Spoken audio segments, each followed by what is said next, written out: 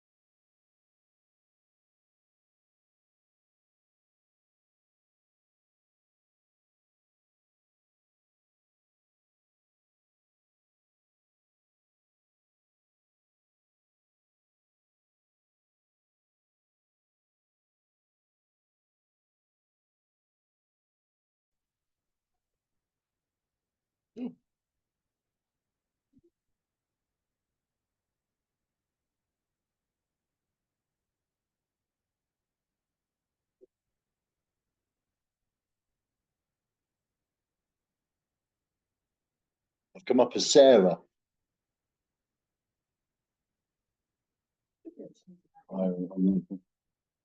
Sign interview profile.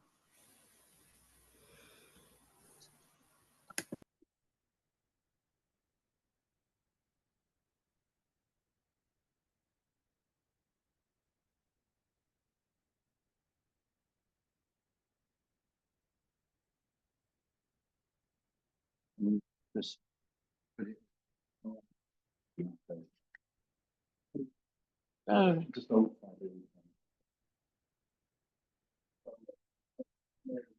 Sign interview chat. Ooh.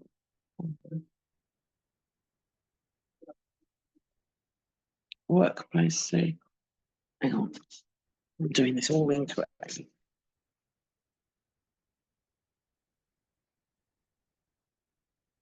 I've got to sign in to view my profile. Is that right? What do you want me to do? Oh, they can see me. Can they hear me then?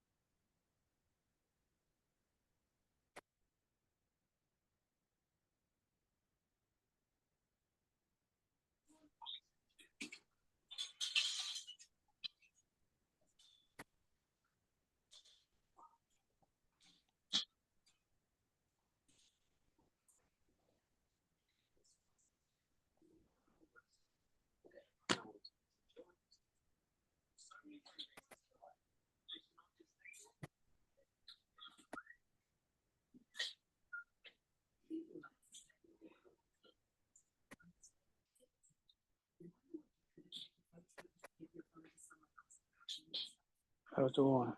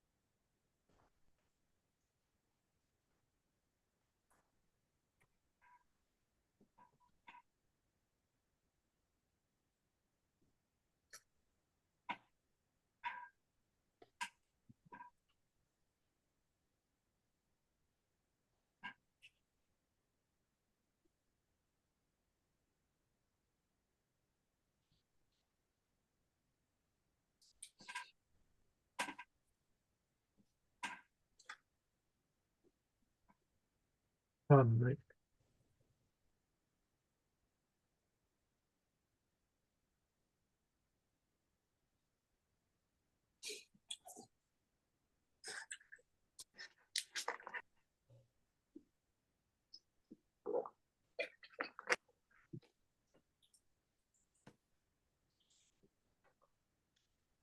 Hello, Terry. Alan Collins speaking. Hello, Alan. How are you? Have you paid your bill yet? Yeah. Oh yes, yes you have. Alex Evans has paid it. Good. Yeah, I've got it. Yeah, thank you. Test him up. I threatened him with you, Terry. Quite right too. I'm tell him I might come and umpire him if he don't pay. Yeah.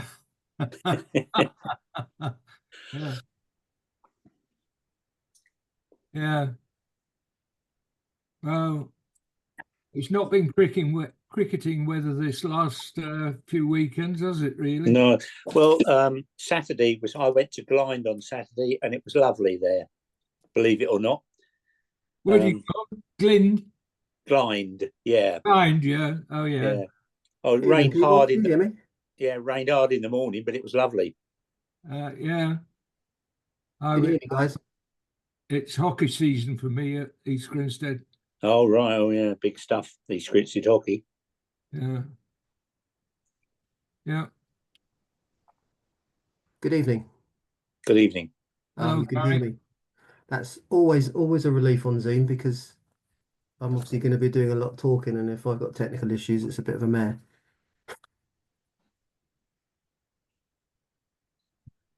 How you doing, Alan? All right? Sorry? How you doing? All right? Yeah. Fine, Gary. Yeah. Good. We just had a few tons of loam delivered to do the autumn dressing of the square and everything. So that's been Nice. well, it's been postponed because of the wet weather, but it's a big job for us at the end of the season, as you Yeah. appreciate. Can imagine.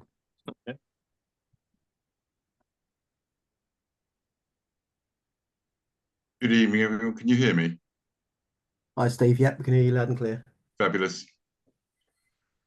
Seeing the ever handsome Nick Ellis turn up on the screen. Evening, Mr. Steve. How are you? Yeah, very good. Thanks, Nick.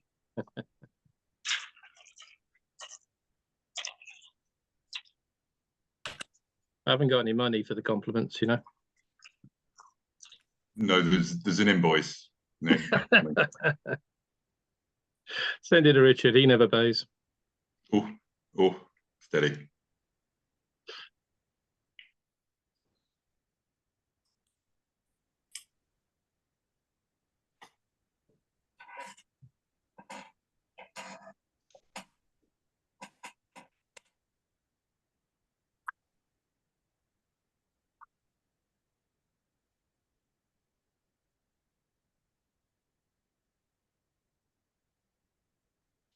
Evening, Jeff. Good evening.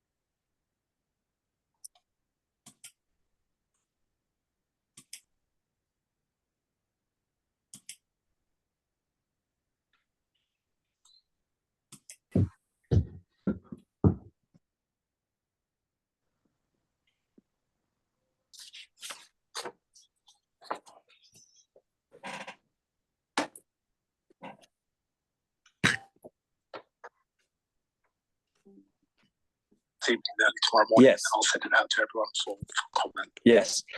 I just think in terms of a structure, so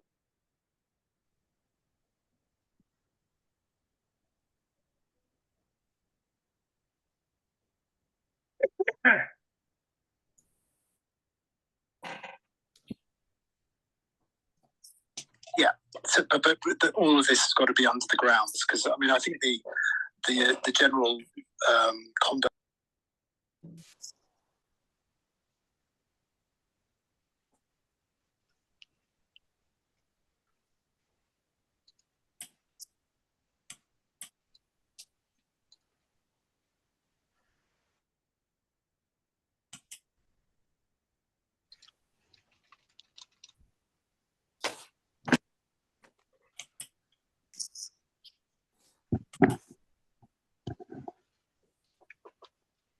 WT on that. Yep. You say me? Hi guys, you alright? I didn't see Hello, you. mate. Didn't see you go through. How you doing? Yeah, good, mate. You okay? Yeah, not too bad. Not Good. too bad. I'll catch you at the end if you stay on. Absolutely. But if not, don't worry about it. That's all right. This will only take 20 minutes. I like to hear. As if. Have we got Emma and or Katie on? I suspect it's Katie because Yeah, I'm here. Hello, Katie. You all right? Yeah, good, thank you. Good. There you are. Okay, we've got lots of people on, so I think we'll maybe just give it one more minute and then we'll crack on. No smash reading.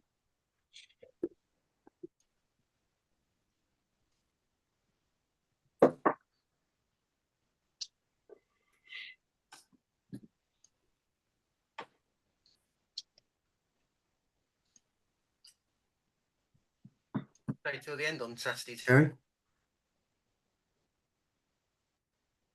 So say again. I just saying to Terry, did you stay till the end on Saturday? Yes, I did. Yeah, they collapsed. They were Crowhurst for 130 odd for 4. They looked they had a chance, and it was Mark Thompson, who came on with his left arm stuff and got 3 for nothing much, and they collapsed. And the spinner at the other end did the same, and they went from 130 for 4 to 160 all out. Yeah. So it was quite a comprehensive win, although it did look as though Crowhurst were in with a shout there. Yeah. I thought Glyne put on I thought the club were terrific, didn't they? They had a nice bar going, they provided good tea, they had their burgers and hot dogs. They really did it well. I think it's a super place to have those playoff games. Absolutely. Don't give him too much praise. I saw Archie came on here. I don't want to give him a big. Oh, sorry. Yeah. Oh, have they? Oh, that's good. No, it was great. It was a really good day. I'm just trying to work out how it was chucking it down everywhere in Sussex except Glyne. Yeah, they even had good weather, didn't they? I left Worthing in pouring rain, and Oh, no, it's crazy. It got better once we got past Brighton, and it was one of the best days of the summer, wasn't it? I actually felt like I was getting burnt. It was absolutely. Yeah, exactly. Right. Oh. I think probably ready to crack on. I think we've got everybody that we've been stuck at 100 participants for quite a long time, and that Gary, suggests that it stopped counting. Gary, can you hear me? Yeah. I think there may be an issue with people getting in. Oh right, okay. I've just had an email said that the maximum capacity's been reached and won't let I've had 2 join. I've had 2 now. Yeah, I think we've got a bit of a problem. Oh yeah, okay. I don't think we can. There's Katie there. Yes, I'm just trying to open it up. I'm not quite sure. Can we increase it, or I don't know how you do it? have no idea. Emma's on the call somewhere, so unless Emma knows how to do it. Yeah, got Nick May's waiting as well. Yeah, I've got Crow Um, Park. Yeah, I've got that one. Yeah, okay. Do you want me to, Katie, do you want me to give Steve a quick call and see if I can? Yes, please, if you don't mind, that'd be Yeah, brilliant. just Thank you. give me 2 seconds. Hold on. Yeah, Right, lovely. cheers, Thank Gav. you.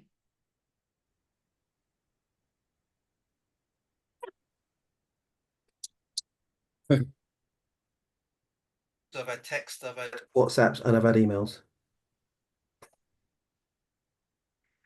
Bear with us, everybody that is on the call. We'll see if we can't work this out in the next couple of minutes. And if we can't, maybe we'll have to do, I don't know, 2 sittings or something.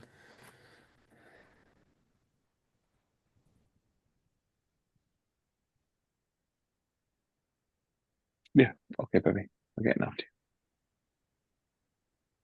It's all right, my camera's off and my microphone's muted.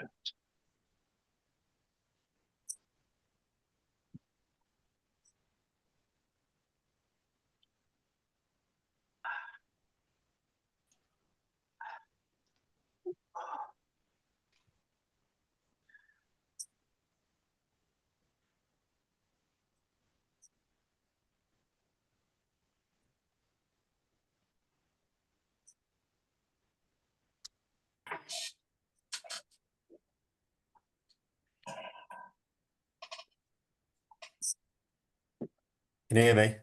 Yeah. Steve's going to looking into it. He's giving me 30 seconds. Okay.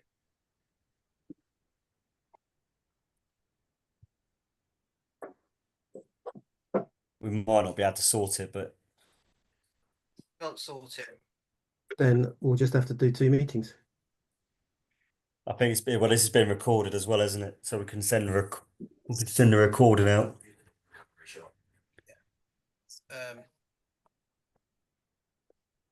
Okay.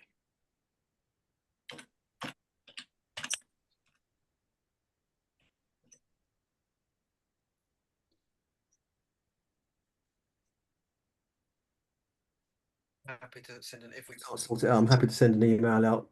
Try to get through this quite quickly and then effectively do the same thing again. Yeah, I'm just. And then see if we can use Teams next time. About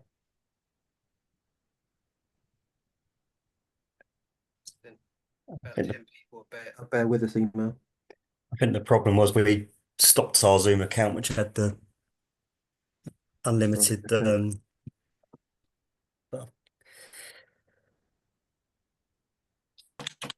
Just give it 30 seconds. I'll just give it a minute. I'll just.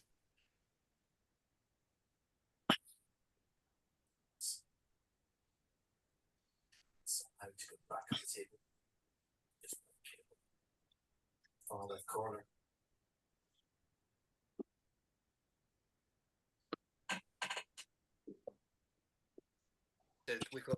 Looks like we got Zoom Pro, not Zoom Business. I don't know what we've got, to be honest. I don't. Steve looks after it all. I thought we would have upped it for this one, but Yeah. maybe we didn't. I don't know, just messaging. Though he's 3-0 ahead and cruising, probably knew that was match ball. I'd have gone in. Bear with us, everyone.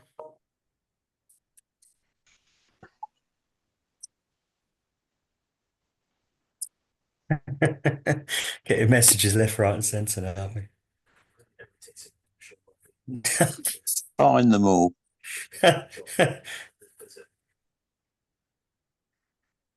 Find ourselves. I don't know about everyone else.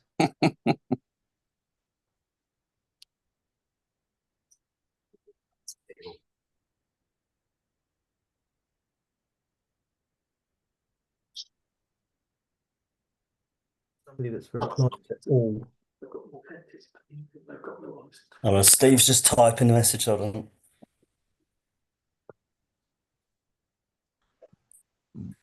Right, Steve said it should be sorted. Okay. Yeah, So- more people coming into the waiting room now. I'm just letting everyone in. Okay.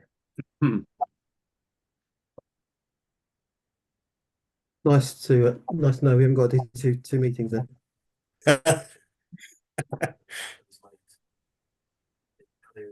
Is everyone coming in all right, Katie? Yeah, got about 6 or 7, they're all just coming through very slowly, but everyone's coming in. Yeah, I've just sent an email to everyone saying, please try Oh, again. okay, cool.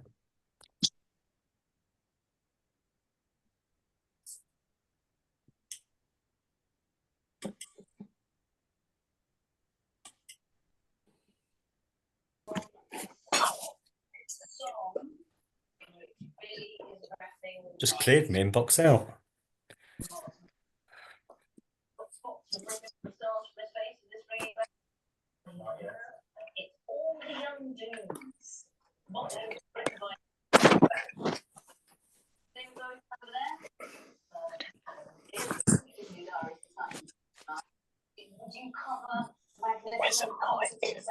be interesting to see if we get anyone on from Little Common Ramblers because their league rep has apparently got a full inbox and is not getting any messages. That means at the end of round 1, the third 1 point, a 4.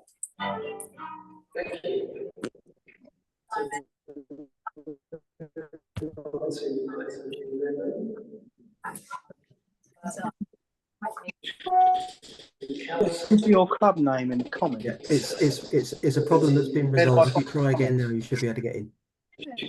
Oh, is it going to be? You can try. Daddy. Okay. Do you want me to do it or not? Who are you doing it with? Do you want a video with someone? Are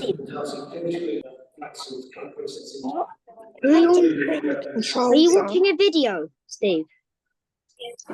Steve, are you watching a video? No, it's a meeting. Be quiet. Steve, can you mute your line? Ruth, can you mute your line? Nobody could join. Hello. Well, they're obviously able to put their club name. All right. So they just what we like. You can't get your controls up. Your controls. Hear them. No, you've got to get the controls up, Steve. There's a line at the bottom. Evie, just get off. Do it here. Let me try. Well, I had it a minute ago. If anyone that's not on mute could mute, that would be great. Yeah, I've joined. No, I've joined the meeting, but they don't know I've joined, so it's not much good, is it? We do, Steve. We know you're here, Steve. It should be on mute. I've just muted you, Steve.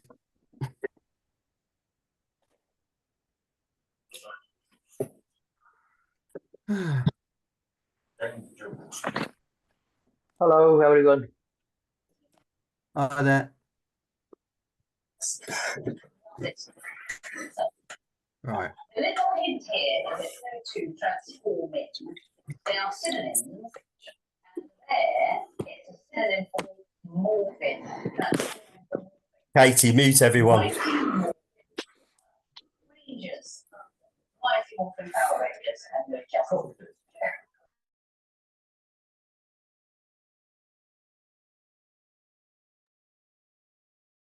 Gary, you have to unmute yourself. Yeah, cool. Cheers.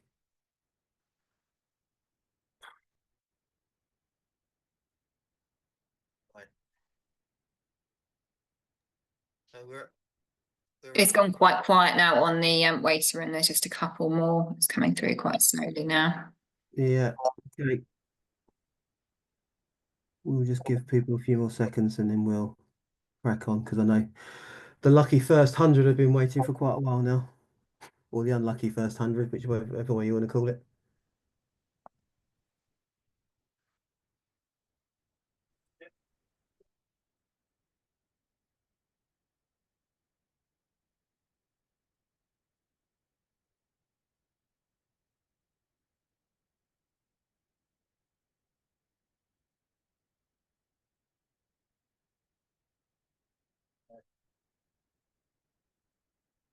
we're probably safe to proceed now. So, firstly, sorry about that unscheduled technical issue. Sorry if you got on before number 100 and have been waiting for 15 minutes, or if you got on after number 100 and were messing around for 10 minutes. But I think we're all here now, so that is good. 133 of us. 134 of us. So if you haven't already done so, please could you just put your name and your club in the chat so that we know who was here and who was not here. Just one more. There we go. Right. Okay, we'll crack on. I don't think we have any apologies for absence, Katie, unless you're aware of any. No, none. No, I've not received anything. Okay. Good. Okay. So obviously we start where none of us really would ever want to start. Feel like I've been talking about this ever since it happened, which is tough. But I'm sure you're all aware by now that that we lost Daniel Oliver on the 1st of September, suddenly at the age of 50. Obviously, I've sent an email around to all of the league reps.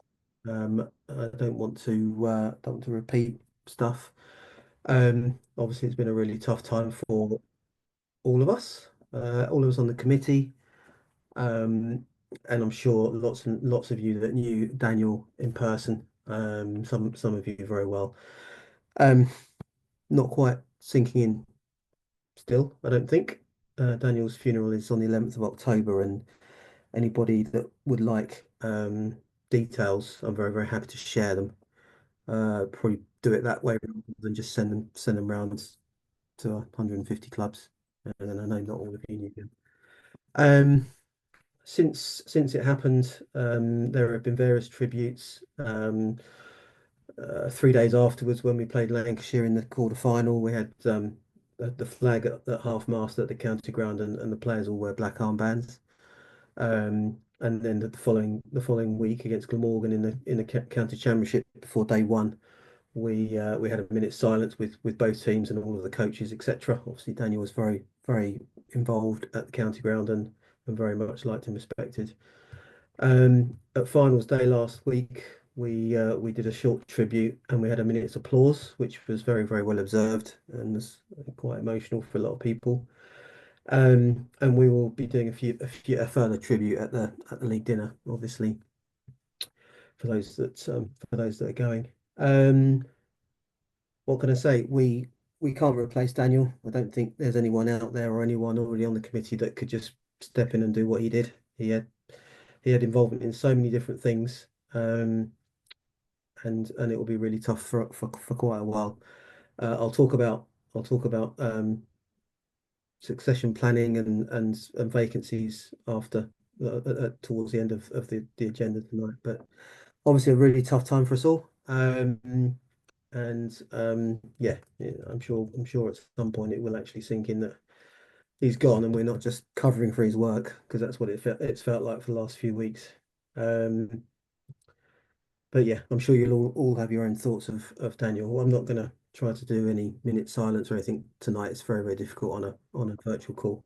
But yeah, not the agenda item we wanted to start off with, obviously. So we miss you, Daniel. Almost as sad.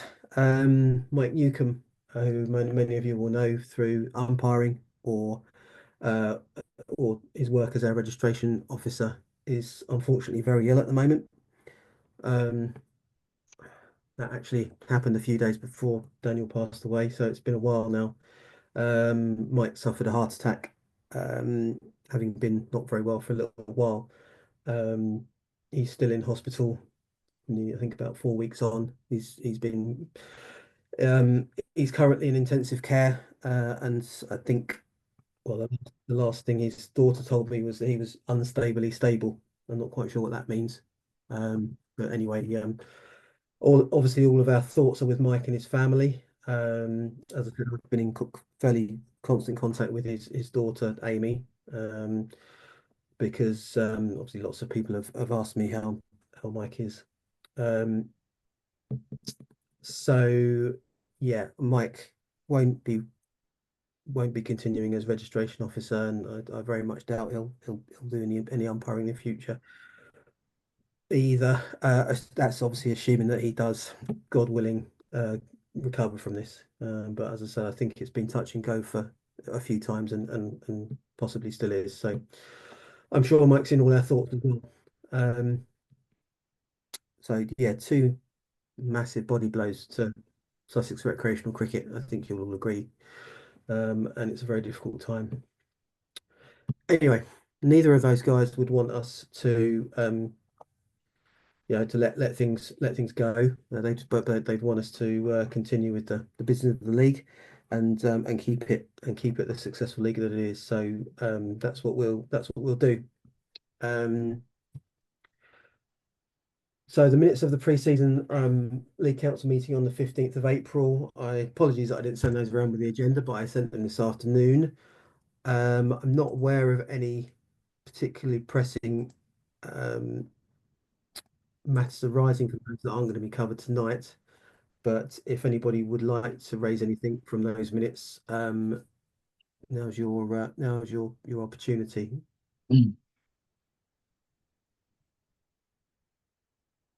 No? Okay, I'll take that as acceptance then.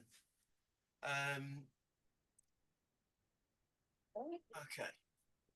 Right, a few dates for your diary. So the date of this year's AGM, as previously advised, is Thursday, the 21st of November. It will be an in-person meeting at the county ground in the normal place, Cow Corner. I believe it'll be 7:30, but we'll obviously confirm that nearer the time. There'll be an agenda coming out in due course. So please all try to attend that. Unfortunately, it is just an in-person meeting. We don't really have the ability to kind of do a in person and online at the same time. But we do like to have it in person, considering there is voting, etc. So yeah, if every club could make the effort to be there, then that would be appreciated. Dates for the 2025 season, just to confirm, are just one day earlier than this year. The 10th of May is the first Saturday, and the last Saturday is the 6th of September, which means that week 0, or the first round of the cup, is going to be the 3rd of May. So hopefully that's pretty obvious to everybody, but those are the dates. Again, 3 weeks. Yeah, we really clamped down on 3 weeks last season because it was becoming completely unwieldy. People asking for 3 weeks for kids parties and fast bowler going on holiday and all sorts of things. So we really clamped down last year, or this year, should I say. It really is only for ground unavailability. Easy for me to say. So yeah, if you obviously have issues with unavailable grounds, then that's what week 0 can be used for. If you've got something else that you really want to ask about, you can feel free to ask, but we will be unlikely to be able to accommodate you, because we really want to just keep it for actual unavailable grounds. So yeah, please take that message in the way that it's meant. We're not trying to be draconian. We just it just got too unwieldy. Item 7, applications for new teams. We have had some applications for new teams, although no new clubs yet, I don't think. I think we've had 4 or 5 new teams. There is a form which is available on request. In fact, we can probably send it out tomorrow to everybody. But those that have wanted to enter have found it, I think. Jeff, the AGM date is Thursday, the 21st of November. All good now? So yeah, if you do have an application for a new team, and that is, it's assumed that you will go into next season with the same number of teams as you ended this season with. So if you had a team that dropped out this season, we're not just going to stick that team back in. You're going to need to tell us, and you're going to need to give us some pretty good evidence that they will actually be able to complete the season. So yeah, the measure we go by is how many teams you had at the end of the season, not at the start. Well, unfortunately, we had 6 or 7 teams drop out during the year, which wasn't good. But anyway, so yeah, if you want to enter a new team, that form is available, and we will send that out tomorrow. Might as well just send it out to everybody. Okay, let me write that down. Okay, I think that's all the dates for now. We're going to have a disciplinary update, a little quick summary of what happened in 2024. So if I can pass over to Steve Grant for that. Good evening, ladies and gentlemen. Keep it short and sweet. 2024 with changeable weather was overall a success. To put that into perspective, in 2023, there was 30 playing or suspended bans at various different levels. In 2024, there was 14, which is obviously over 50% in decrease and hugely promising. Out of that, we had 6 umpire reports, which to me either indicates that the Prem to Div 4 were very well behaved, or less umpires were reporting issues. I think it was a bit of both, although I'm assured it was the former. 2024, so 8 level 1s, the usual dissent, abuse, foul language. Sounds very old hat, but you know, we've all been there and seen that. Level 2, 4 of this year. Excessive bad language, abuse, verbal and some physical, with cricket bat throwing, various other things. Sadly, near the end of the season, I'm sure everyone is aware, we've had 2 level 4s, one of them under appeal for physical assault, hugely serious, and a worrying start to that. I don't think there's been a level 4 for some years. So that's something that we're going to need to thrash through as a committee. With the exception of the last category, though, I need to stress that it has been a huge improvement. Bans aside, one of the things that we did see is perhaps the biggest deterrent, rather than player bans, were the points deductions. This year we had 50 points deducted for clubs, and we feel that's probably the biggest deterrent. In 2025, we'll see a focus on clubs dealing with their own players, and I have to say, more and more spectators. The latter have caused some issues with this with clubs this year, and believe it or not, spectators have resulted in points deductions for clubs. Nothing to do with the players, the committees, anything like that. The captains, it's spectators. So it is something that we need to be mindful of, especially those, without being obvious, with a bar. As always, the role of captains are vital. Many issues could and should be avoided with swift and positive action. And there was an improvement in 2024. My team saw the points deductions as a real deterrent there, and I think captains are more aware of it, and certainly committees are, and it will continue into 2025. I need to say that we are aware that sometimes clubs and players don't hear from my team in the speediest fashion sometimes, and we will look to improve that for 2025. We've got a SharePoint document now which increases the speed which we can process information and statements and that sort of thing. But you do have to appreciate sometimes that not everyone is speedy coming back to us with information as perhaps you are as a club. Social media and live streaming, probably just to end with, it's becoming a much bigger problem. Social media is something that I know Nick may touch on in his talk. Live streaming is fairly obvious, and with recent evidence, it can make our job easy. It can make things very difficult for clubs. You have to be careful where you site your frog boxes and other products. And it's really down to clubs and players alike, everyone in the league, to perhaps monitor that. You know, we can't be on every social media platform, nor would we want to be. But please come through to either myself or Nick May or your VC for whichever divisions.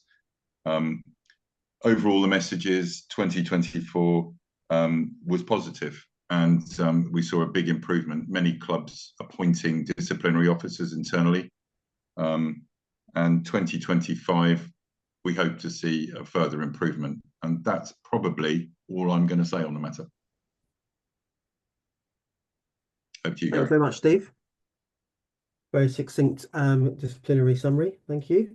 Has anybody got any questions for Steve or anybody else at this point regarding disciplinary issues?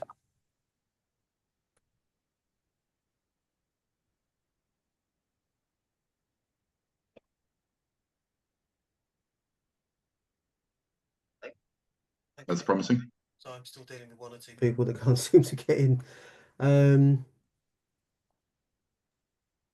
from Henfield is very unhappy. Okay. Yeah, great job for the disciplinary team this year. I think it's been a real success putting that team together over the last couple of years. Here he is. Richie Dale, do we have you?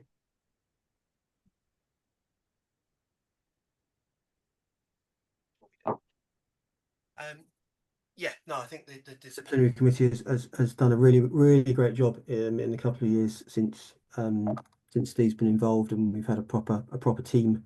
I think yeah, it was an awful lot of work for one person before, and I think yeah, it's been a good success. So thanks, guys. Okay, right. Well, we move on in that case. Okay, what's next? Safeguarding update. Do we have Nick May on the call? Yeah, I'm here, Gary. Can you hear me? Good, absolutely. Okay, so yeah, Steve touched on social media, and well, talk about that very briefly to start with. We do not routinely monitor all social media platforms. If there is something inappropriate that you see and you feel needs reporting to the league, if it's a pure disciplinary matter, then through to Steve. If there are safeguarding implications or concerns, then by all means come to me, and then between us, Steve and I manage to work out who should be dealing with it and how we're going to deal with it.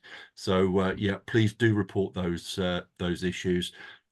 You know, slagging someone off on social media is, you know, the same, if not worse, in some respects because of its amplification as doing it in person. Just think of it in that way, and people should not go wrong, but sometimes do.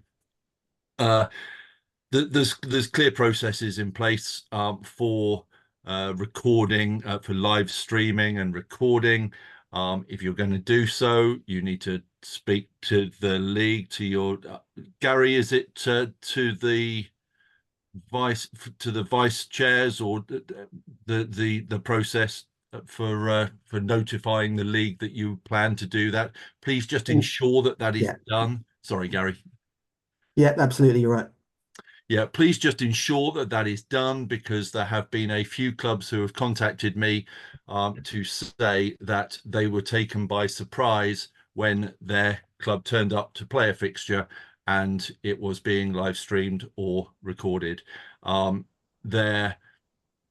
know, often they don't have any particular issue or any issue with that, but nevertheless there is a procedure that needs to be gone through, so we are clear on what the picture is for the league, and to ensure that all necessary consents are in place for those who are under 18. Sometimes there are very good reasons for people not wanting their children to appear on screen in a way that they could be identified by someone that they don't wish to know where they are.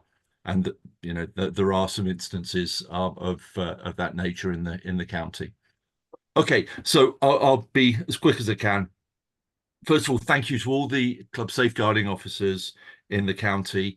Some of you on the line will be club safeguarding officers, others will be chairs and other representatives from committees. But your club safeguarding officers can have some very tricky things to deal with, and some very challenging things to deal with. If an incident happens at your club and you know, and it gets referred to the ECB or referred to me, the club safeguarding officer is usually the person who is the liaison within the club. And there are several instances this season and last season where they have done outstanding jobs. Those who are on the line will perhaps know if their club's been involved in something. They really do an outstanding job, and that role of club safeguarding officer is really important. So when you get to your AGMs, and hopefully your current one, if they're doing a good job and want to carry on, will want to carry on, encourage them if that's possible. If not, then think carefully about who you select or who is nominated to be the club safeguarding officer. Can be difficult in small clubs, I appreciate that entirely, but it is a really important role, and there are requirements that training requirements that the nominee will have to undertake. Those are not optional. No, league clubs need to have a club safeguarding officer, and there are requirements on the Sussex cricket website. I'll put the link after when I come off. I'll put the link onto the chat for everybody to have a look at. It's not always the most exciting part of the Sussex cricket website, but it is accurate and it is up to date, and it does have the appropriate links. So please, when it comes to club safeguarding officers, think carefully about who you nominate, and then ensure that that person undertakes the necessary training and DBS checks, etc. There will be a little bit more focus in 2025 on the Safe Hands management system. If you or the club have any issues or questions about that, please come to myself or Hamish Russell, and we will do our best to help you through those. Hamish is very good on the system. I'm not bad and getting better, and certainly between us we can help out and help get clubs get moving onto that system. The system is good, or good enough when the administrator knows what they're doing and gets used to it. It can feel quite heavy duty when you first. It can feel quite hard work when you first are confronted with it.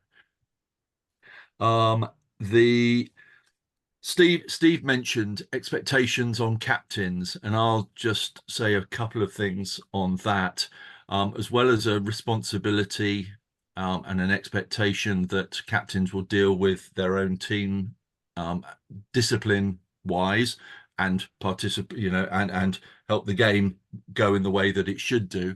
The captain on the day of a match has responsibility safeguarding wise as well. We will again be a little tighter on all captains having DBSs next year. Overall, the picture is pretty good in Sussex. Actually, there are not an awful lot of clubs that don't comply with this, but there are some. And we do need to improve. Not just the fact that they have a DBS from the ECB, but captains need to be aware that they are the person in the team that has that safeguarding responsibility for their team, but also for all children and anyone else who may be vulnerable, but children primarily who are playing in that match. So whilst you tend to focus on your own team, I understand that. Actually, it's an overall responsibility, and I really want to sort of press that that expectation and the responsibility that captains have. I'll be doing a few drop-in sessions for club safeguarding officers over the winter to help people through that, and I'll advertise those accordingly. That I think was all I was really going to say, Gary. As I said, hats off to the club safeguarding officers. They do a great job. Please support them at the various clubs right around the county, and ensure that they've got the skills that they need. Most of them have already, I have to say, but that they get support from the club. That is really important to know. They have my support, and I'm the link to the county and the link to the ECB where necessary. But please support those club safeguarding officers in your clubs. That was it, Gary. Thank you. Thanks, Nick. Great update as usual. Has anyone got any safeguarding type questions for Nick before we move on?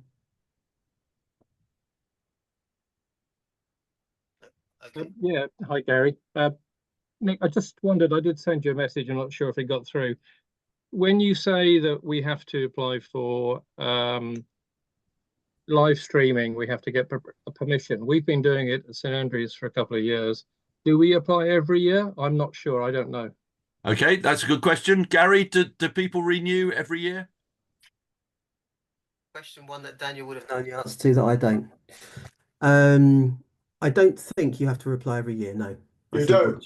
Sorry, Gary. You do? You have to fill in the form every year. Right. Okay, there you go. I should have known that. The answer from the horse's mouth from your own club, Nick. Yes. Well, we don't speak much. No, I get that. Okay, excellent. There you go. I've learned something as well. Anybody else? Yeah, Gary, it's Martin Sims. Hi, Martin. How you Hi, doing? mate. Oh, yeah, fine, thank you. It's a question for Nick. Nick, where are we going to stand? As an example, this year, one of the teams virtually had, not far off, a different captain every week through unforeseen circumstances. How do we address that issue? Well, in okay. terms of yeah, well, you know what I'm saying. Yeah, it's really tricky. So my proposal, and it is purely on practical basis and a proportionality basis, Martin, is that if you do find yourself with a second team, it can often be, or third or fourth team or whatever, that is in that situation where you change the captaincy, try and get to a core group of 2, 3, 4, even 5 people maximum, I would say, who are going to captain the team. And then those people, then there is a justification for those people to go through the DBS process. What I would not want to do, and is not actually lawful either, is to say, oh, everyone needs to have a DBS. That's not the way that we should approach this. We should just look for the core people who are going to be doing this most often, and concentrate on them, Martin. Thank you. That's brilliant. Thanks, mate. Thank you. Thanks, Martin. Good question. Any more for any more?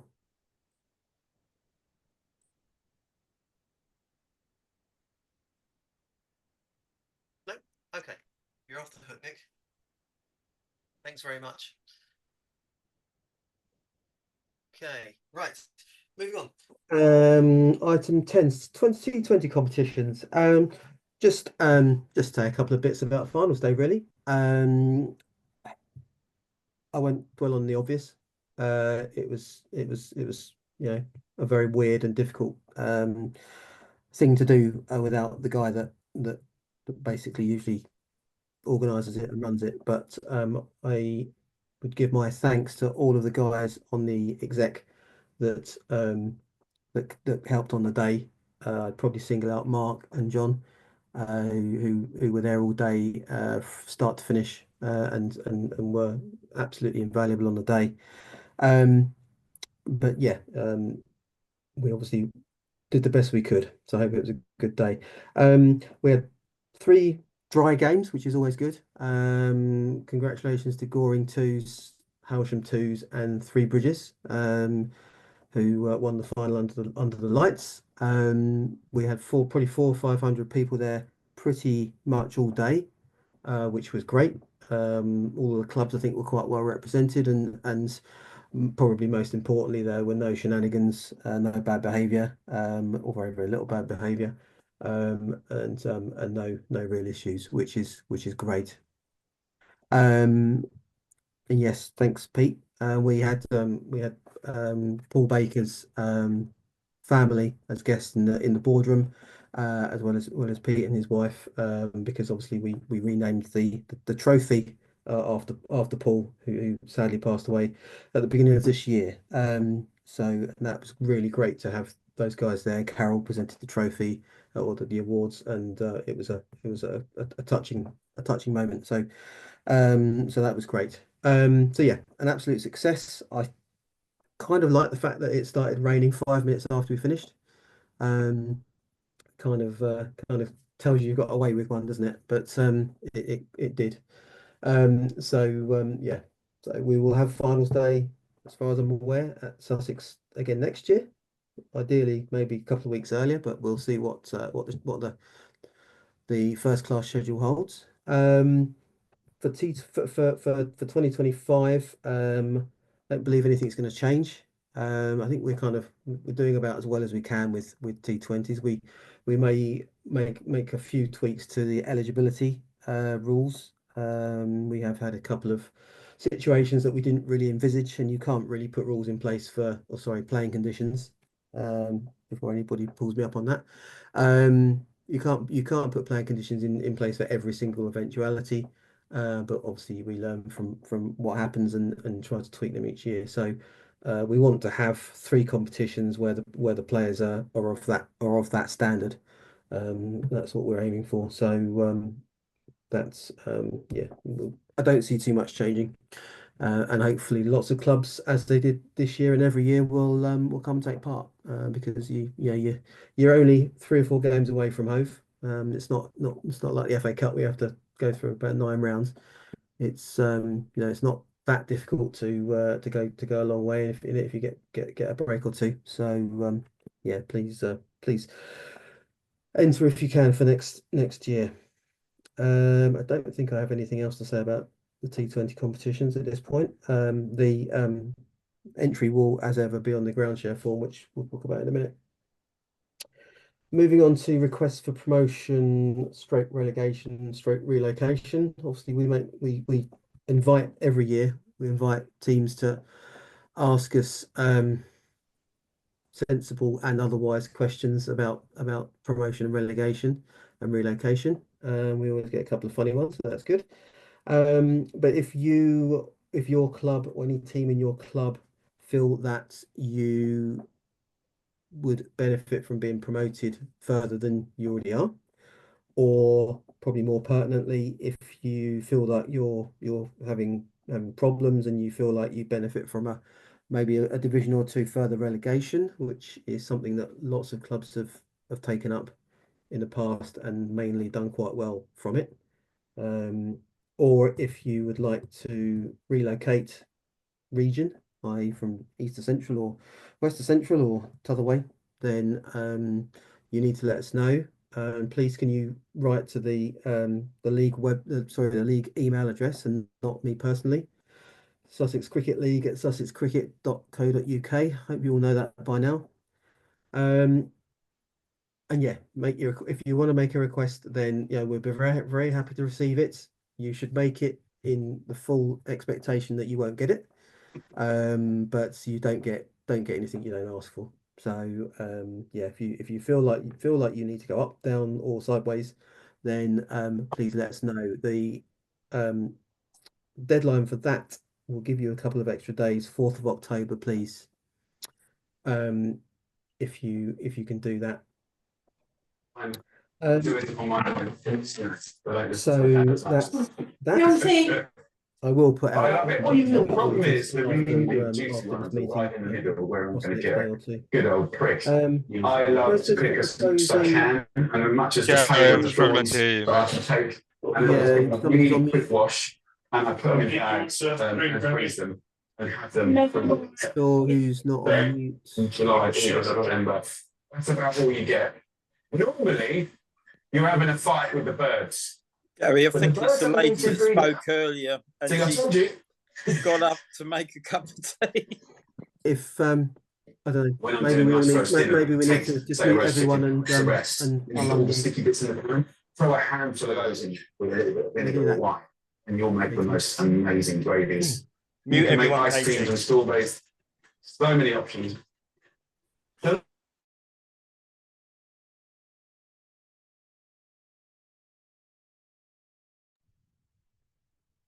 Okay. There we go.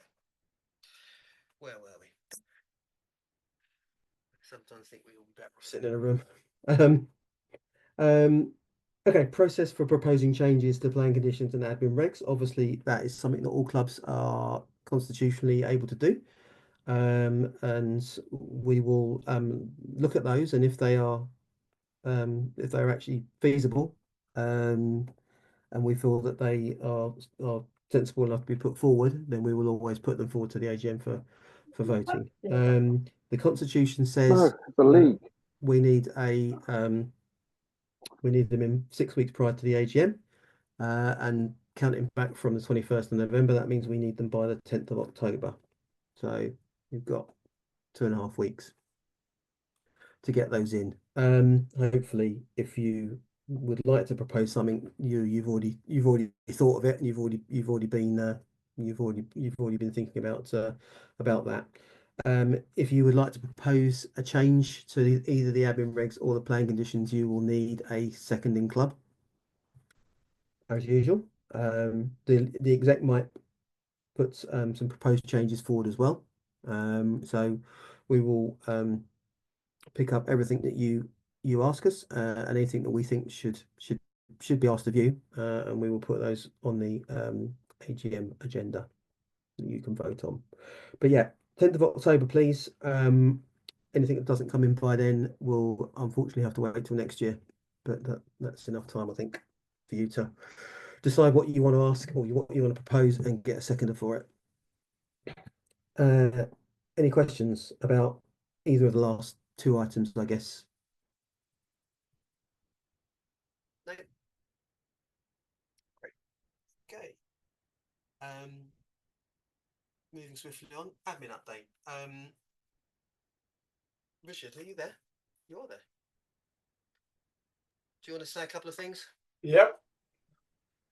Good evening, everyone. I hope you can hear me. The ground share form is already on the league documents webpage under forms, but will be sent out to all the club reps by the end of the week, together with any other forms that the league are going to send out. The ground share form also includes the entry for the T20 competitions. So if you're entering that, fill in the bottom half. Include grounds that you have already confirmed for 2025. Some teams last year just didn't seem to get the picture that you have to have a ground, and they assumed that the league was going to get their grounds for them, and it just doesn't happen. You've got to have a confirmed ground for each of your teams, and I'll come on to the ramifications of that when I talk about play cricket. So the form is quite simple to fill in. It's a PDF. You just fill it in online and just email it back to me. And the deadline is the 31st of October. If it's late by a few days, it's a 2-point penalty. A week late and it's 5 points. And if it hasn't been received by the AGM, you'll be looking at a 30-point deduction for the start of next season. And there were a number of clubs that fell foul of this requirement. So if you don't want to be penalised for next season, get the form in by the 31st of October. Because I wish to start the fixture generation as soon as we've decided on the divisional structure for 2025. So it's all in your hands. If you don't give us the information, the fixtures will be delayed, and that has a knock-on effect for your own fixtures, for friendlies and everything else, and for booking grounds. So okay. take it on board. And just to say, if you have a very good reason, why you can't get it done by the 31st of October, tell us. We're not monsters. If there's a valid reason why you're going to need to be late, maybe you're waiting on something from a council or something, you know, talk to us. And if you talk to us, we can maybe help you, and B, we can understand what your issue is. So as I said, we're not trying to dot points, but this is a very important document, and needs to be done. So yeah, please talk to us if you feel you are going to have an issue with the 31st of October. And that includes Anne. Thanks for the comment. If you're going to if you're still talking to a local authority or whatever, and they're not, you're not getting what you need from them, then let us know, and so we can give you some additional time. If you just ignore it and don't tell us why you're not coming back to us, that's when you'll start getting dot points. Jamie's iPad, yes, you do have to do the ground share form every season. Probably take you about 10 minutes, so sorry about that. Ground sharing, both clubs to complete the form. If you're ground sharing with another club, then both clubs need to complete the form, yes. Yep, true. Okay, so hopefully that answers questions. Obviously, you can email us and for any clarification you need. But it's a really important document, and the only reason we dot points is because if you don't do it and you're the only one, then everyone else suffers because fixture making can't start, and it's tough enough jobs. Sorry, move changes confirmed. Oh, you mean relegation queries? Well, I was gonna circle back to that actually, because I meant to mention that when I was talking about requests for promotion, relegation, relocation. Hopefully, if you're in the top 11 divisions, you'll have worked out whether you got promoted or relegated by now.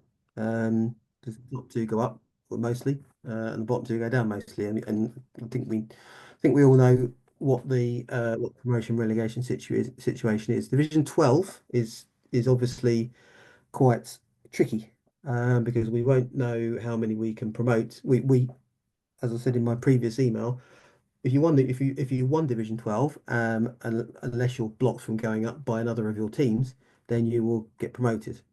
That's a given. And we've said we will promote as many runners up as we are able to promote, once we know how many teams we've got in the league. But you should have no expectation of promotion if you finish second in an 18 division. You may be lucky and go up, and we will obviously let you know as soon as we know. But obviously, with new teams coming in, possibly new clubs coming in, possibly teams dropping out, we won't know quite where we are for a little while. So you're going to need to bear with us. But doesn't mean you can't ask us. We're very happy to take your emails. And you may want to take this offline with us, if that doesn't answer your question. Sorry if it doesn't.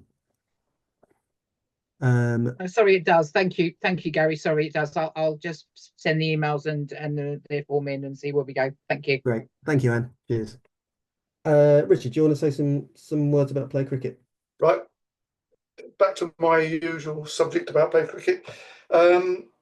Please ensure that all your admin roles for players are either removed if they're no longer associated with the club, or have that role in a club, because play cricket uses the admin roles at the club level to generate messages to send about errors in the results and things like this. And I've had numerous occasions this season of replying to people who say, I'm no longer associated with the club. And it's a lot of work on my things to actually forward emails onto the relevant admin officer at club level to say, sort this out, because they should have done it during the winter. So that's the first one, is ensure that only admin roles are assigned to people who are currently involved next season. So And the instructions for that are on the website under the Play Cricket Help Centre. So, but if you need any guidance on how to do it, you can contact me. The second one is on grounds. Please ensure that the ground you have entered into Play Cricket is one of the ones that have been defined to play cricket. So if you're sharing a ground with another club, use the search function on that club to find out the actual ID number of the ground that you're sharing, so that when we come to do the fixtures, there's a match. Otherwise, the fixtures could be generated where a club thinks they're sharing with the ground, and then there are conflicts because there's another match on that same time. So make sure that your team is then linked to that ground, your normal home ground. Even if you do play the odd game away from home, please ensure that the team, at team level, the ground is assigned. And the same goes for assigning the normal, regular team captain to that team, so that when we generate messages about fixture, a result in error or missing players, it goes to the right person and just doesn't go out on a general email to everybody in the club virtually, because the roles haven't been sorted out. The other thing is, make sure that in the About Us section on your Play Cricket site, that all the officers are current.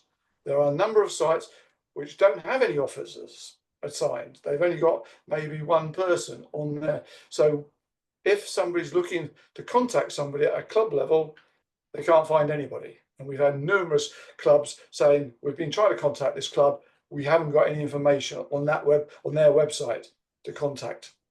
Again, ensure that your About Us information at officer level is correct and up to date. Other than that, not much more to say about Play Cricket, but just make sure you're maintaining the site, making sure it's current, and any information that you've got on there in your own pages is also current. There are some sites still pointing to saying they were playing in the East Sussex League instead of our league, so just do some general maintenance and make sure it's current, so that people that look at your site don't think these guys don't know what they're doing, so it doesn't look good for you, and it doesn't look good for the league. That's probably where Piers Morgan went wrong a few years ago. Yeah, that's it. That's an in joke for people that know. Anyone that doesn't will think I'm talking rubbish. But I'm not. Anyhow, thank you, Richard. Any questions for Richard right now? Obviously, you can email Richard at leagueadmin@sussexcricket.co.uk, and night or day, Richard will come back to you immediately.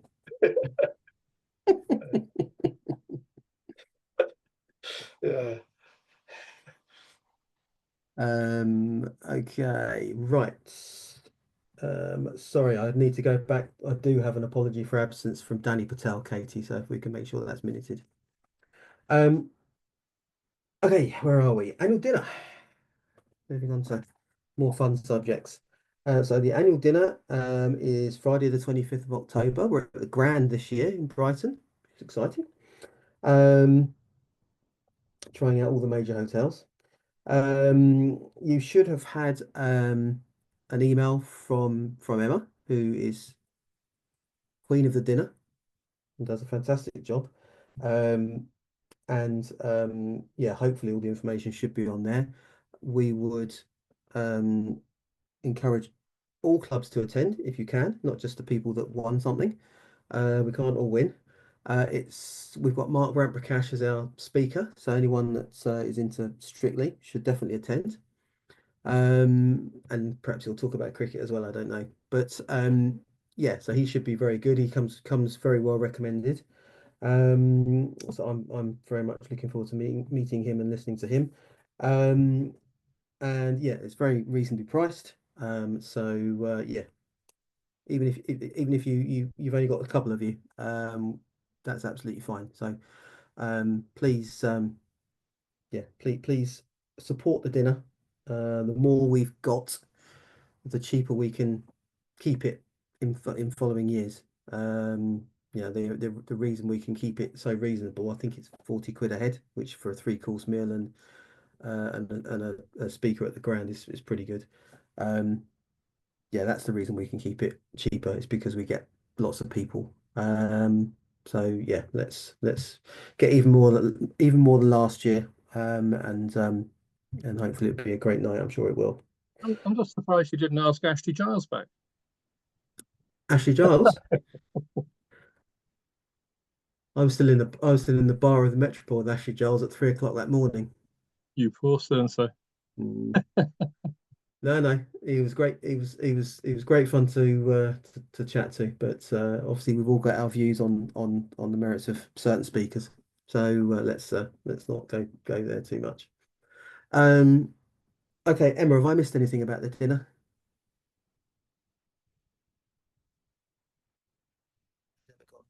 I don't think Emma's on the call, I don't think. As I said, you've all had the email. If you didn't get it, then please just let us know, and we're very, very happy to send a link to you again. It's very easy to book, all online. Yeah, please support the dinner. Okay, committee for 2025. Obviously, recent events very sadly have led us to need to think seriously about succession planning. I've been talking about it for a couple of years. Obviously, what's happened recently has rather brought it into sharp focus. So we obviously now have a vacancy for vice chair of the Premier region, which is the main role that Daniel filled. As you probably are aware, but I'll clarify it. Vice chairs or chair and vice chairs are appointed by the Sussex Cricket Foundation trustees. They're not elected. So the process is, if anybody is interested, you would need to let us know, or if anyone's agreed to be nominated, let us know. We will have a short interview with them, probably via Teams, which would probably be myself and Gary Wallace Taylor as head of the foundation. We would put our views to the Sussex Cricket Foundation trustees. I think we have a meeting shortly before the AGM from memory. It will go to a vote. So if there's obviously more than one candidate, then the trustees will decide with guidance from myself and Gary who should fill the role. It's not an onerous thing. It's just we obviously will need to talk to somebody that is looking to get involved to that extent for 3 years. The role is for 3 years. We don't necessarily need to have a Premier Region vice chair coming in. We do have flexibility from within the committee for people to potentially move around. So if you're interested in becoming a vice chair but don't necessarily know too much about the top end of the league, then that's not necessarily a reason why you shouldn't put yourself forward or be nominated. Because I said, we do have a bit of flexibility within the exec, within the current vice chairs. Anybody that would like to chat about what it entails, you're very welcome to shoot me an email, and I'm happy to have a chat with you. But we do need nominations for vice chairs in by the 11th of October, please, which is about 3 weeks' time. So anyone out there, anyone within your clubs, please sort of pass this message on. We want people that want to be involved in the league, and this is your opportunity. So anybody that would like to be a vice chair or talk about being a vice chair, please let us know as soon as you can. On the executive committee, as I said, at the top. Very unfortunately, Mike, regardless of what happens in the next few weeks, will not be carrying on as registration officer, which is a massive hole that we need to fill as well. Mike obviously is certainly what you call a subject matter expert on registrations. He knows everything there is to know. And again, in the same way as Daniel, it's going to be impossible to just replace him. So what we are looking at doing is perhaps having a registration committee, perhaps somebody handling overseas applications, maybe somebody doing the general registrations, and maybe someone else doing the lane system, for example. I'm not saying that that's set in stone. That's just a thought. But we're not going to be able to get anybody to just replace Mike. So we would like people that perhaps very good technically, that are maybe got an interest in that sort of thing, to come forward. We do need to fill these roles somehow. So if you can pass that to your clubs, please. We might hopefully be able to fill Mike's role by committee, as it were. And then just lastly, not lastly, we still need an EDI officer. We've talked about this for about a year now. It's a very important subject. It's not a role that requires an awful lot of work, or at least hopefully not. We need somebody to be available and to be able to take on any EDI related issues. We've been very lucky this year, and we've had very, very little that you would call EDI related, but that doesn't mean it's going to happen every year. So I would say very seriously, we need an EDI officer on the exec for next year to be elected at the AGM.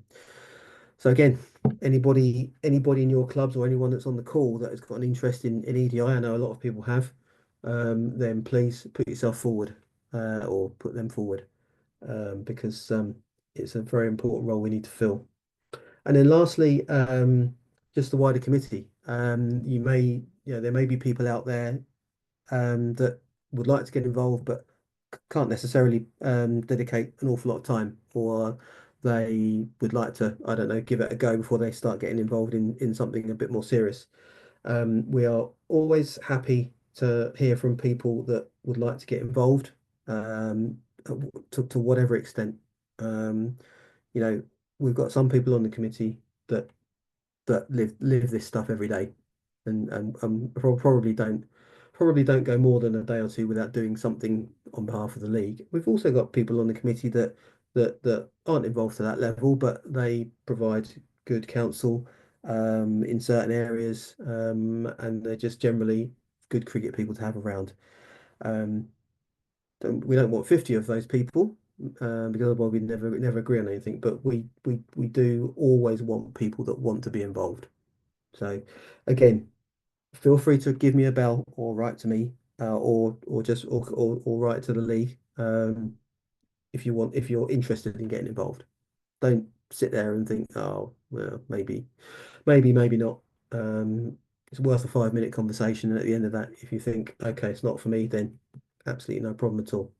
But a lot of the really good people on the committee, probably when they got involved, kind of had those sorts of thoughts.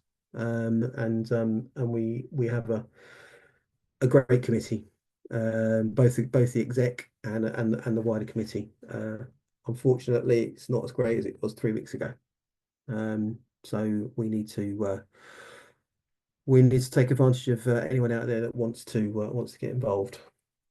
Okay, speech over. So Q&A, AOB, a couple of things that I didn't put on the agenda, because I forgot.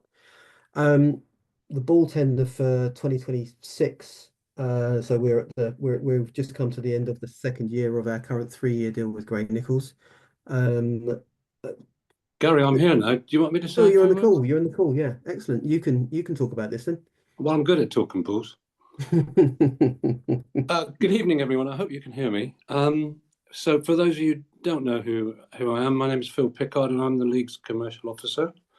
Under very unfortunate circumstances, I'll now be assuming responsibility for the day-to-day management of the Grey Nichols Bulls contract.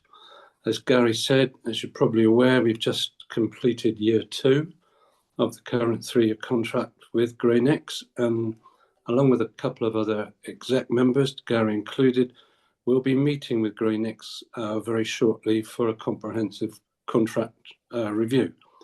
And also towards the end of this year, beginning of next year, we'll be issuing a new tender for the ball supply for seasons 26 to 28.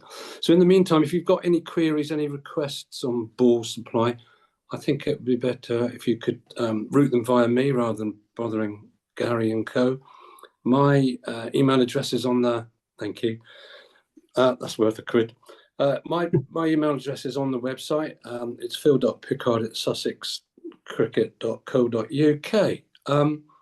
And also very shortly, I will need some indication of your ball's requirements for 2025. So I'll be in contact probably after the Grey Nichols meeting in a few weeks.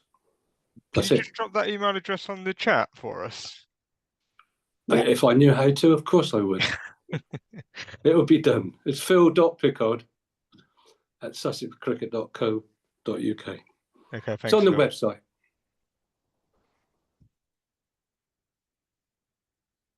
Is that it?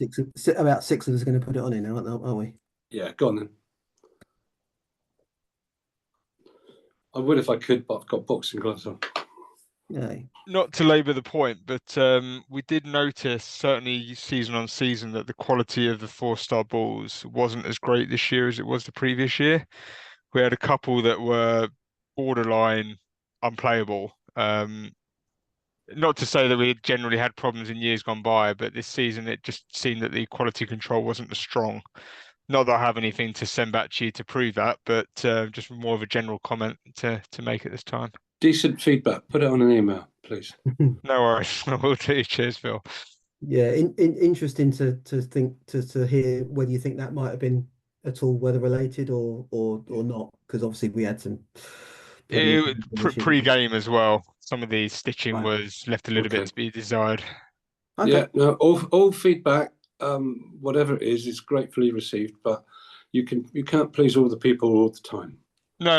I'll just leave it at that. Thanks, Phil. Cheers. Thanks, Gary. Thanks, Phil. Any other ball related questions for Phil whilst we've got him?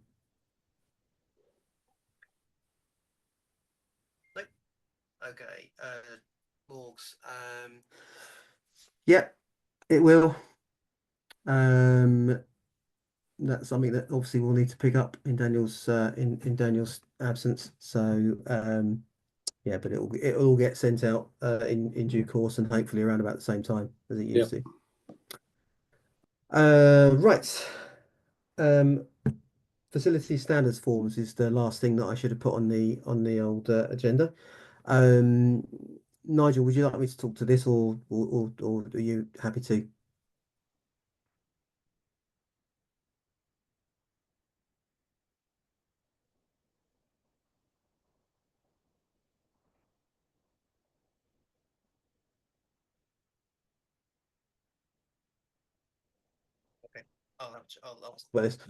So we've sent out Nigel Reed is heading this up again with Daniel previously, but we want to bring our facility standards forms up to date.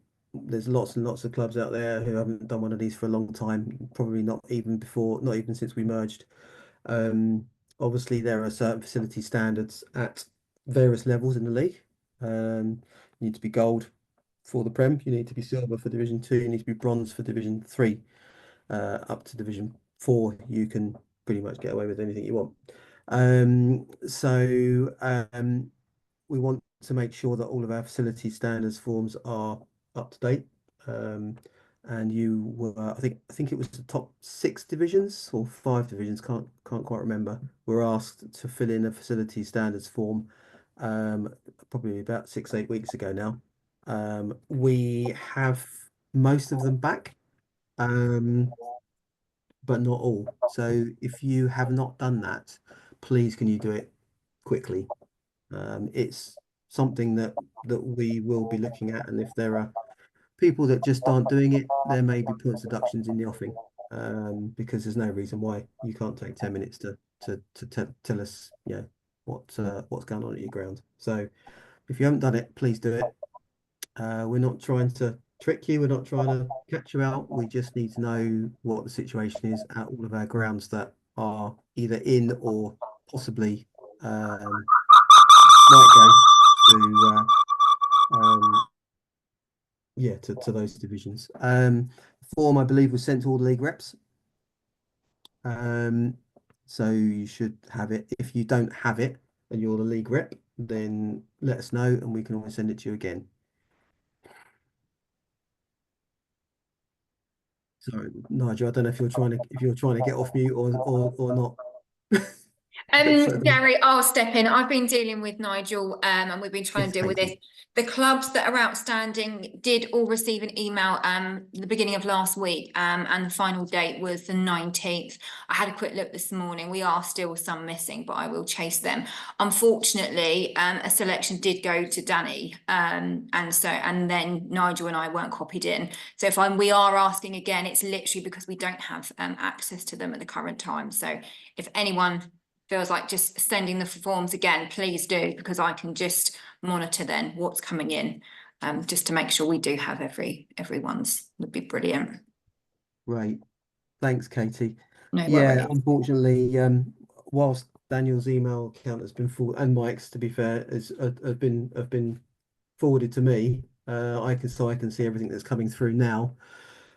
Stuff that came through previously, we don't have access to. So if you did that, as Katie said, please could you just send it again to the league address. Okay, I think that was everything I had, although I'm sure we've missed some stuff. Been going through I've been keeping an eye on the questions. I don't know if we've got.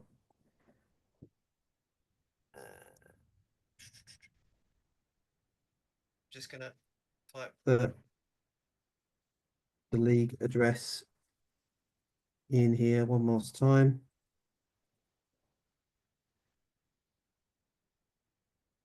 Okay. There we go. So that's the league email address. And you can reach out to that for anything, pretty much. Has anyone seen any questions we haven't answered? It's just don't think so.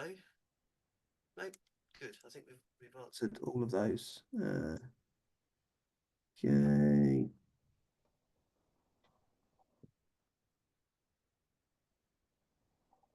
Thanks very much, Dan. That's good to hear. Right. Q&A. Anybody got anything they want to raise on this call? Please do so now.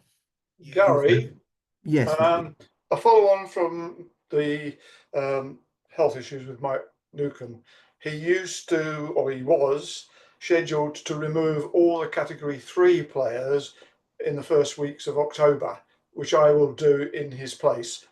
And therefore, okay, thanks, Richard. Any Category 3 players will need to be re-registered if they're coming back, or who were scheduled to go to Category 1 next season, they will have to be re-registered, and we'll handle that with the new registration officer when they have been elected. Yeah, thank you, Richard. And that's an annual thing, obviously, isn't it? Yep. Okay. If anybody would like to stay behind afterwards, if you've got a question that you want to ask that you don't necessarily want to share with everybody in the league, you can do that. We'll be online for a few minutes after the call. But if there are no further questions, then we'll call it a night. Thank you for your attendance. Actually, what I will do, sorry, for those that arrived late because of the technical issues we had, I'll quickly repeat a couple of dates. So the AGM is Thursday, the 21st of November, for anyone that came on late. The dates for the 2025 season are the 10th of May to the 6th of September. So therefore week 0 is the 3rd of May. If you are looking at applying for a new team in the league, you need to do that by the end of September, please, which is a week. But obviously, I'd like to think that you were already going to do that. Okay, I think that's all the dates that we mentioned before everybody was here. So yeah, thanks very much everyone for attending, and hope to see you all at the dinner and or the AGM. Have a good night. Thank you. Cheers, Gary. Thanks. Very good job. Thanks, Gary. Good night. Good night.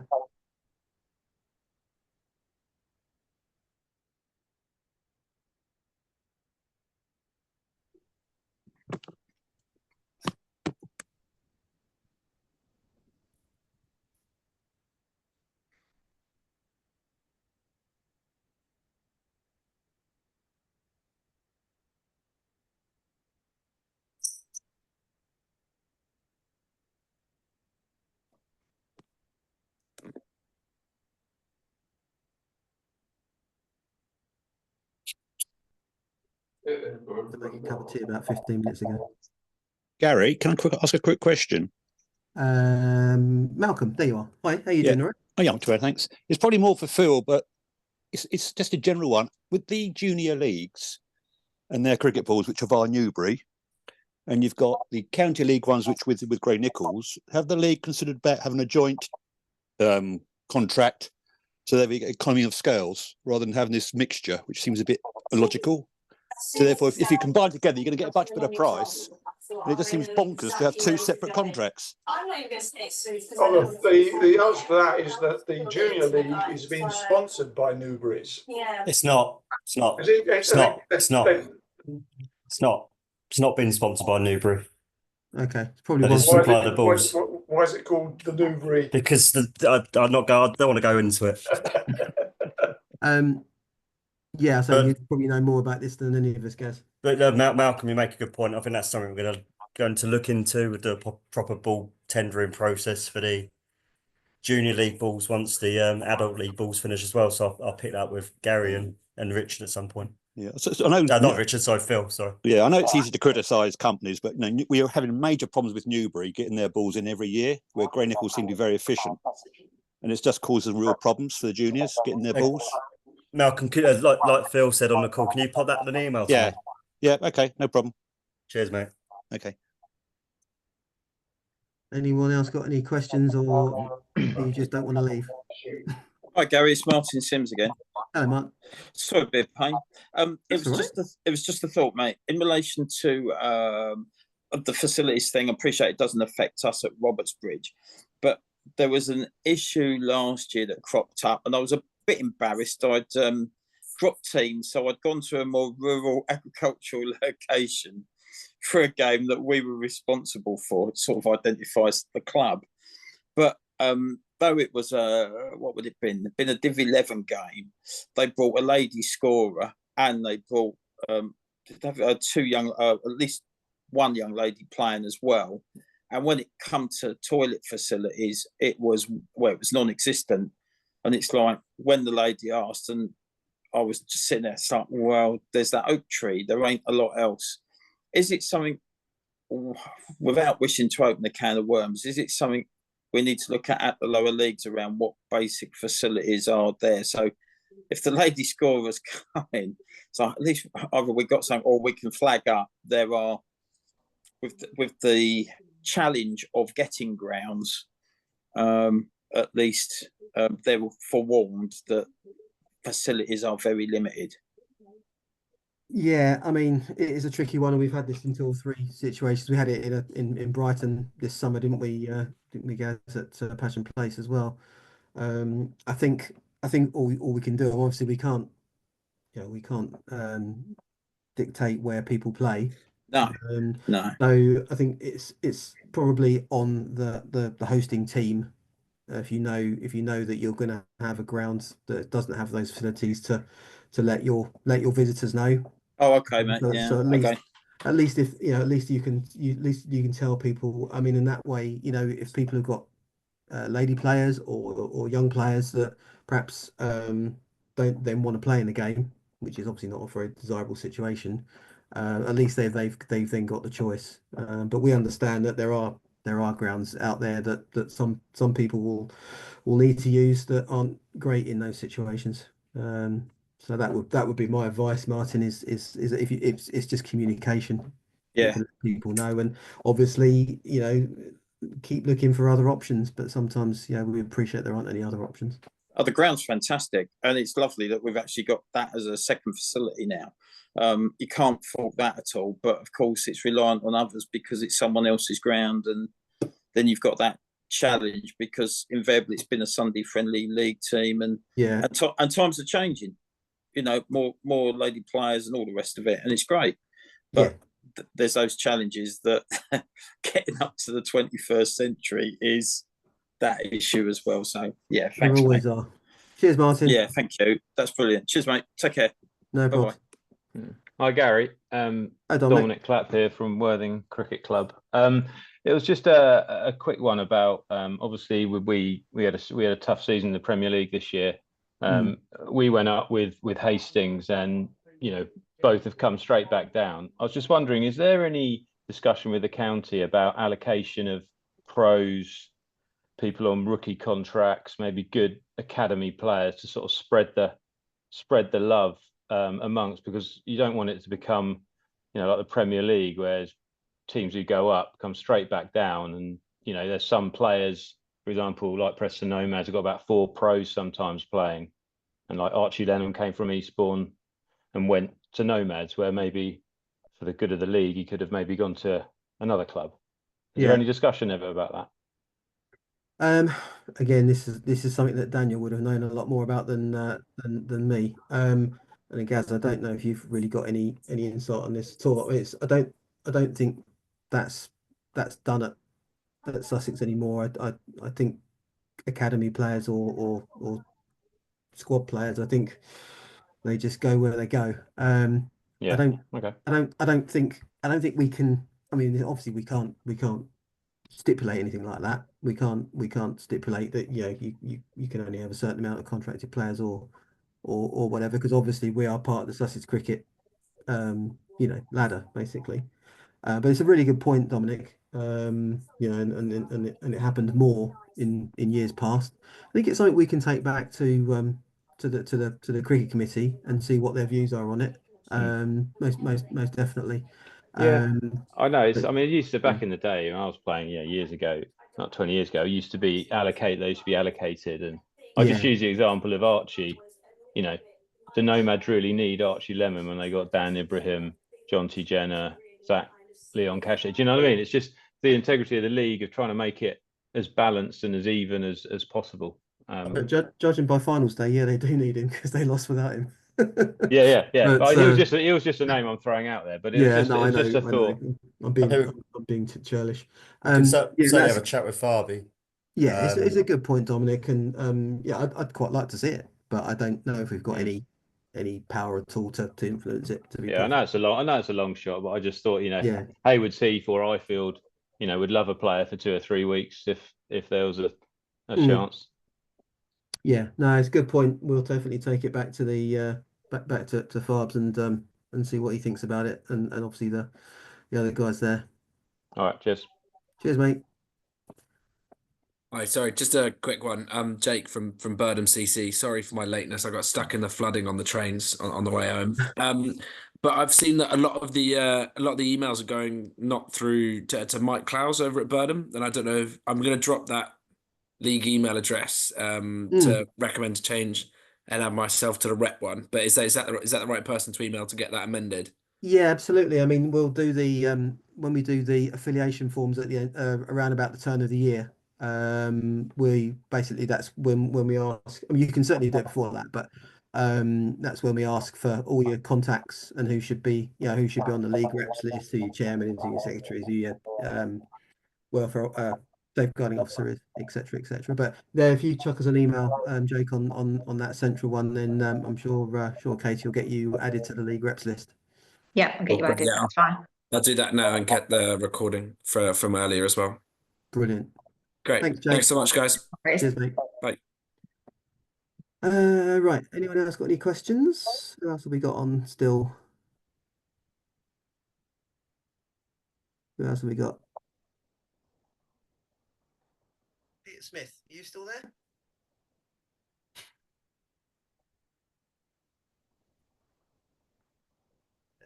Who else got? Cheers, John. Malcolm, you're still there, Malcolm. Come on, we want to have a pop at all the clubs.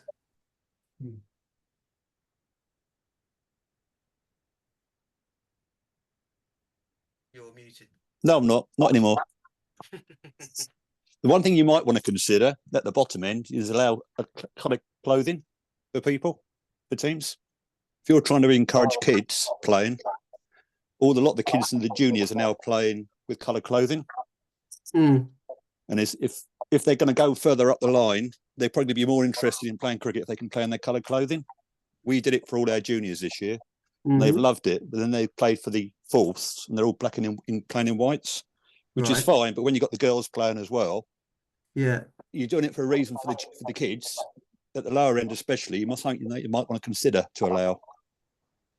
It's a good point, Malcolm. Obviously, we normally associate coloured clothing with a different colour ball, but that's not necessarily the. Not saying it's right, but yeah, say with kids these days, things are changing. What you and I, perhaps in our older days, it's always been white clothing. Things are changing. Yeah, no, it's a good point, Malcolm. Saying it's not something we've really considered at the bottom end, but we can have a think about that one. Yeah. Okay, I shall leave you in peace. Cheers, Malcolm. Good to see you. All right. Cheers. Take care. Bye. All right. Okay, I think it's only Peter. Are you still there, Peter? I don't think he is. Can we get rid of Peter? I'm not sure we can we?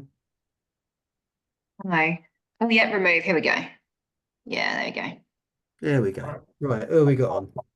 Well, I've got an answer for Mike, for Mark, who sent me an email early on this afternoon about a lower division where the wins were equal, but one of the wins was a concession. Now, when we set up the divisions, we used the standard default, which says the wins include concessions. But so they should. Yeah, well, they appeared in a separate column as well. Yeah, we could actually say Play Cricket allows you to say the wins will only be match wins. Well, I don't really care how we show it, but we just need to work out who won what games. But it has to include concessions. You can't penalise somebody for getting a concession, can you? Yeah. Well, no, so this is 12 West Southwest, isn't it? That's right. That's right. Bognor Falls, Petworth Park Twos, and Middleton Falls. Yeah. So we just need to work out. Yeah, including concessions. The points between the two of them were equal. I know. And it's been decided on wins, but one of the wins for Petworth Park was concession. Yeah, but we have to treat that as a win. You can't stitch somebody up for getting a concession, because you have to assume they would have won the game. I think the key point here is it's all irrelevant if we can find a spot for Bognor Falls. Well, a little bit it is, yeah, but I don't think we. What we need to do, without going down the rabbit hole on this, at some point, I think we need to ask Bognor if they'd be. I mean, we don't really like having two teams in Division 11 for a club.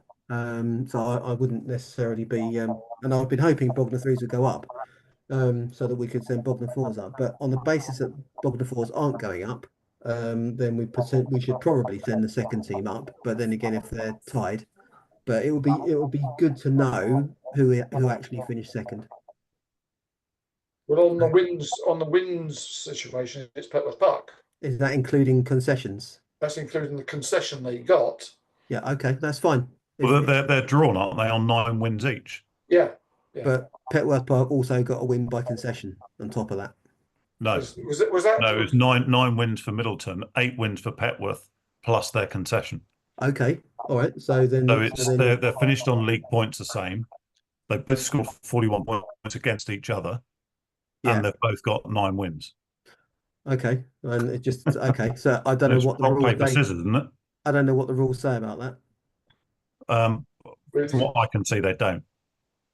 I think the idea is I think in the playing, either in the playing conditions or the admin regs, it says the team with the most wins, but both wins are identical. So how do you go? So basically, we've got effectively a tie under all of our playing conditions, and we can't split the two teams. So basically, we either have to promote both of them or not, or not neither. promote either of them. So okay, well that's fine. We can look at that. Me and Tups will look at that as part of the. But for the moment, we just need to tell both clubs, look, under all of our rules, you finish exactly equal. So for now, that's what you need to know, and we'll come back to you regarding promotion or not. So I've already indicated that to Alex Reese at Petworth. Do you want me to go back to Matt Warren? If you could, yeah, that'd be great, mate. Yeah, I'll do that tonight, tomorrow. Well, Great. you also mentioned that there's no guarantee for second place teams to go out of 12 anyway. Exactly. No. They should have no. I've said that tonight. They should have no expectation. So I think what we're down to is we don't have to promote either of them. But if we want to, but if we're going to promote anybody, we have to promote both of them. So we have to see. But let's worry about that offline. I think we've got to where we are. You've got a month or two before we decide the divisions anyway. So yeah, absolutely. Yeah, and the key thing is they're both asking because they can see Bognor Fours in theory are blocked by Bognor Threes. Yeah, exactly. And they both think they finish second, and they both want to go up. Exactly. Yeah. Exactly. But we'll get to we'll get through all of that. We'll go through all of that. Yeah, I thought that was all right. No questions we couldn't answer, so that was good. Well, just picking up on Clappy's comment at the end there. I know West York had a grump at me a couple of times that Charlie Tier was told he had to move clubs. He had to play at Prem standard. By Sussex. By Sussex, yeah. They didn't say who. He's just saying that he was told he had to move. There is precedence for this. When Horsham got relegated to Div 2, they seem to retain their pros. Has Henry Crocombe been told to move when Eastbourne were 1 game away from Div 3? Yeah. So that there is this consensus across the smaller clubs that are punching above their weight that the historical Premier clubs are being protected by being sent the pros that are coming up through the ranks. If that is the case, I kind of get it, but there's haves and have-nots. Yeah. There'll always be the pros will always go to Nomads and Horsham and to a certain extent Grinstead. And the likes of the chance of Eiffel getting one next year are probably pretty slim. Less chance than me getting an England cap. Is there a case that if you're Prem or Div 2 and you've got a player that's come up through the ranks with that club, why should they not be allowed to play there if they're on the books? Yeah. Again, it's something I think we're going to have to discuss with Paul and the team and say, look, what are the rules here? And the funny thing is with Charlie Tier, he's gone to Nomads. He's gone to Horsham, and he's not even keeping wicket. Yeah. I think there's a conversation to be had with Varbs and Ash Wright and probably Grubby as well from an academy perspective. And I think, and if there's a clear understanding, at least we can communicate that. Yeah. People may not like it, but if there's a clear line, okay, we know where it is. This is what it is. Move on. Yeah. No, absolutely. And obviously, with Henry, he's an Eastbourne lad. I've got absolutely no issue with him still playing for Eastbourne. He was playing for them in the Premier League. He obviously rose through the ranks. And when he's got a chance to go back and play for them, I mean, Alior is the same. I mean, obviously not Yeah. Sussex, but And I don't have an issue with it. I think a lot of the clubs just wish it was a level playing field. yeah, no, and it's the ones that go the other way, isn't it? It's when you've got Yeah. Henry Croghan playing at Eastbourne and then Charlie Tier getting told you need to go to the Premier League. That's the Yeah. that's the difference. And it's not, Charlie's not the only one. So No. yeah, it's a discussion that perhaps me and Gaz need to have. Just wonder whether we can get Farby to. I know he's away most of October, but whether he's around for the AGM, maybe, and he could have a slot if he wants one. I'm not sure. I can ask him. Yeah. I need to catch up with him at some point when the Or season's completed. or if not, Ash maybe. Yeah, or Ash, because Ash is probably a bit more local. Yeah. Do you see that comment in the comments there? The last one from BCC. I don't know who they are. Yeah, I don't know who that is. Lost a player to Billingshurst, I believe. It's Billingshurst. Oh, is it? Okay. And I don't know if you saw on the call, I was looking through who was there, and there's somebody there, Rob Andrew. Yeah, Yeah, I saw that. He's from Gainesville. He's from Gainesville. Surely not. I saw that He is a first. player. I did notice that, but I thought, Look, all the professional games really paying attention to the league. yeah, absolutely. Never joined when he was at Sussex. But yeah, okay. All right, we've got a few bits to send out. All of the dates and stuff. I'll collate into an email tomorrow if I can. I just never got around to it today. I'll send the ground share. In fact, if I send it the day after, he's going to turn up, would they? I'll send the ground share form to Katie. Though it's on the website, I'll send the one from my Dropbox. So. Great. Okay. Gaz, are you coming on Wednesday? I'm going to try and sort childcare out. I've got wife has fixtures on a Wednesday after school, so it's just a bit difficult picking kids up. That's all. Right. If I can't, are you happy to fly solo, or would you rather have someone up with No, I you? mean I can do it. I mean I've done that meeting on my own before, but it's obviously it's a bit more targeted to because I know it's normal. They normally just get everyone in a room from all the Premier Leagues, but obviously this is a bit more targeted towards our area. Yeah. Look, it'd be good. I mean, Mark, I'm massively short notice, but we've got a Premier League chairs meeting at Lords on Wednesday afternoon. And if you fancied it, then great. But it's one that I can do on my own. It's for about 4 hours, 3 or 4 It's hours. 1 till 5, I think it is. 5, 1 till 4:30 or Okay. something. My diary is clear of meetings. If I can just check with the wife what her workload is. Okay, mate. She's around. I mean, kids will be at school, but we have a little 4-legged brown thing that needs looking after as well. I'll drop you a message. All right, mate. I say if you can and fancy it, then absolutely great. But if push comes to shove, I can do it on my own. Yeah. Okay. I'm in London in the morning anyway, so Oh, you're up there, yeah, of course you are.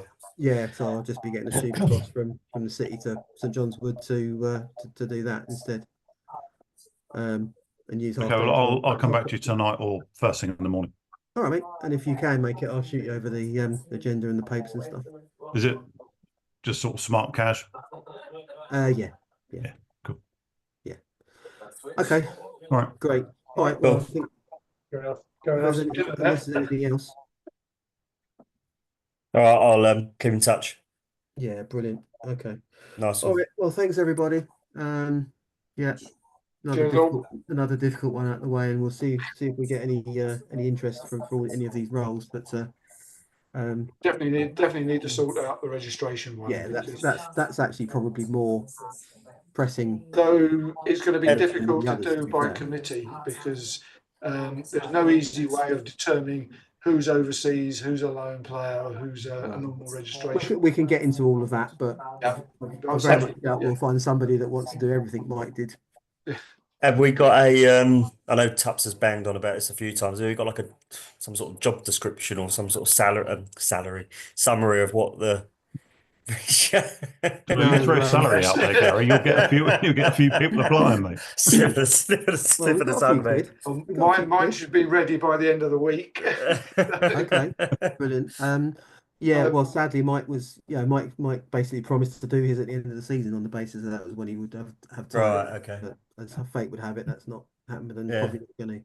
Obviously, I do know ideally, Roy- Mike would be healthy enough, to be able to sort of, provide a bit of training or whatever. But I think I can bullet point everything he did because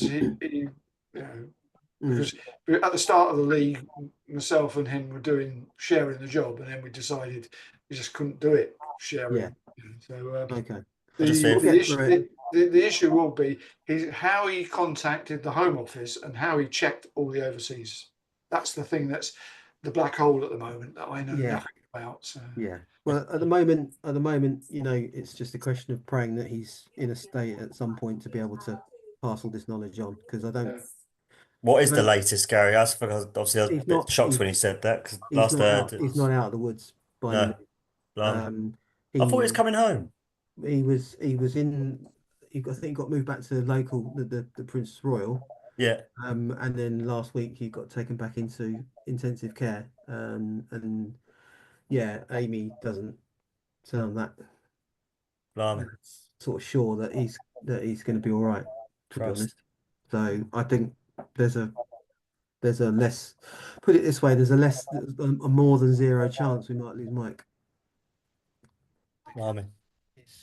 It sounds like he's very, very poorly, and if he's getting better and then deteriorating again, that's not a great sign, is it? No. Let's just hope that he ends up getting through this, and all of this stuff is way secondary to that, obviously. Yeah.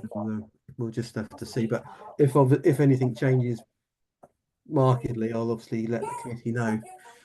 And one funeral is more than enough. So we'll see.